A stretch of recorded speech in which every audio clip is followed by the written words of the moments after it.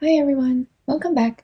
Today we'll be solving majority element 2 and I'll be showing you the clearest mathematical explanation for why the Boyer-Moore majority vote algorithm works. In case you're new to my channel, I'm a software engineer, I've worked in Silicon Valley and specialize in Go. As usual, we'll cover visualizing the solution and also coding it out. Now let's get started. Given an integer array of size n, find all elements to appear more than a third of the time. For example, if we have this array with 5 elements, a third of the time would approximately be 1.67, and so we want to return 1 and 3. Of course, we can use a hash map to count the elements and return those which satisfy this condition. But today, we'll focus on using the Boyer-Moore majority vote algorithm to solve the question. Now, let's visualize why it works. The intuition behind the algorithm relies on 3 key steps. 1. If the current element is the same as the majority candidate, increment the number of votes. 2. If the current majority vote is 0, choose the current element as the majority candidate and make votes equal 1. 3. Otherwise, decrement the vote count. Simple. But why does this work? Let's take a look at an analogy. We'll consider the algorithm in its general form with k majority candidates. In our case, k is equal to 2.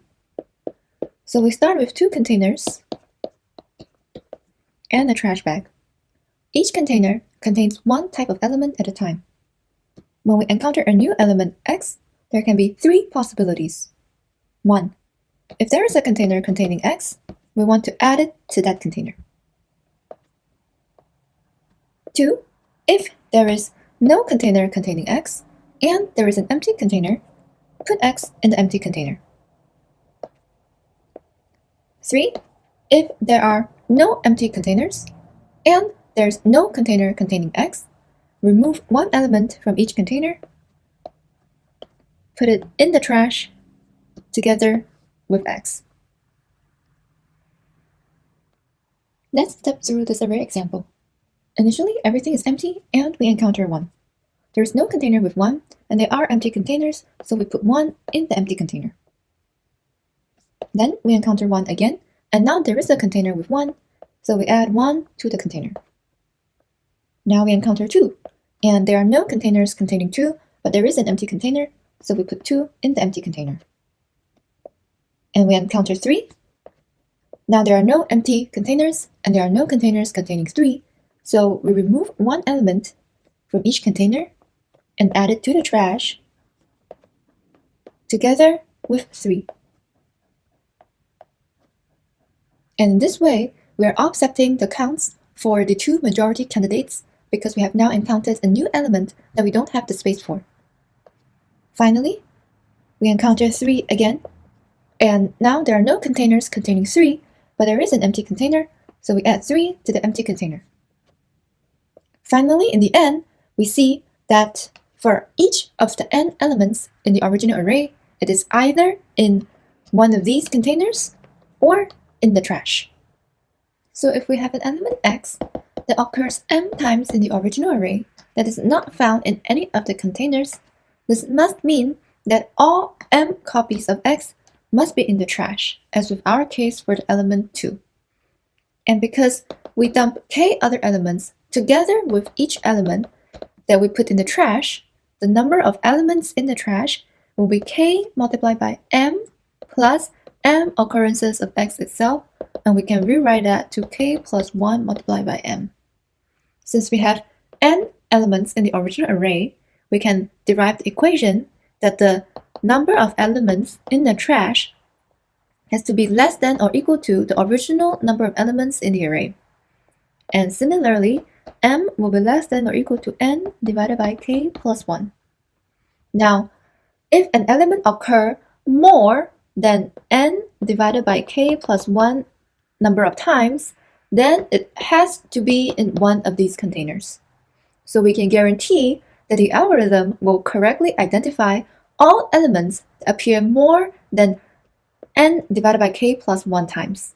In our case, since k is equal to 2, we can correctly identify all elements that occur more than m divided by 3 times. Now, it is important to see how the original intuition and the scenarios defined before allow us to reach this analysis. Pause the screen here to read the crucial link. Lastly, note that this approach assumes that a majority element does indeed exist in the input array. If there is no majority, the algorithm will not be able to detect that no majority exists. Also note that this algorithm can give false positives. For example, if we have 3, 2, 3, the algorithm will output 3, 2 because it finds 2 empty containers, but the correct output should be 3 only. To verify, we need to do a final pass through the array to confirm that the selected elements are indeed the majority. Now that we have the full picture of the algorithm, let's code out the solution. First, initialize all the variables.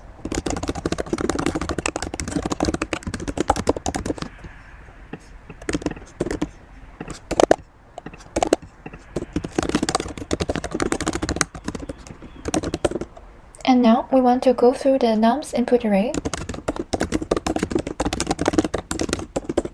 If the current num element matches the majority candidate, we want to increment the count.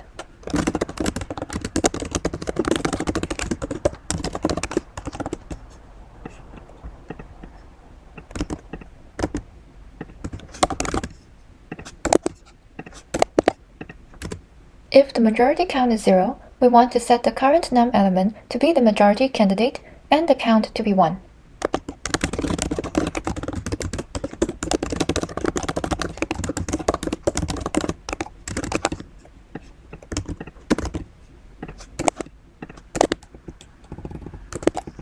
Otherwise, we want to decrement both counts. Finally, we want to reset the counts and go through the nums input array again to count the majority elements we have selected.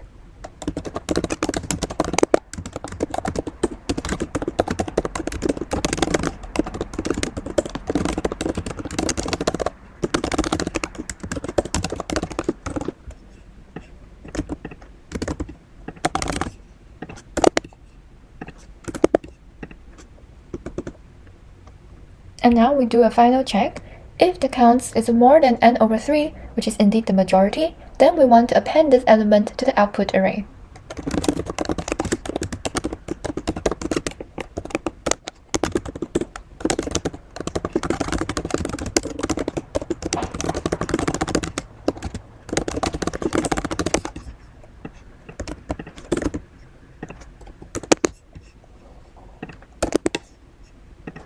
Finally, return the output array.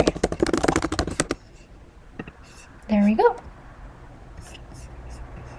Now this solution runs in linear time because we're only making 2 passes through the input array.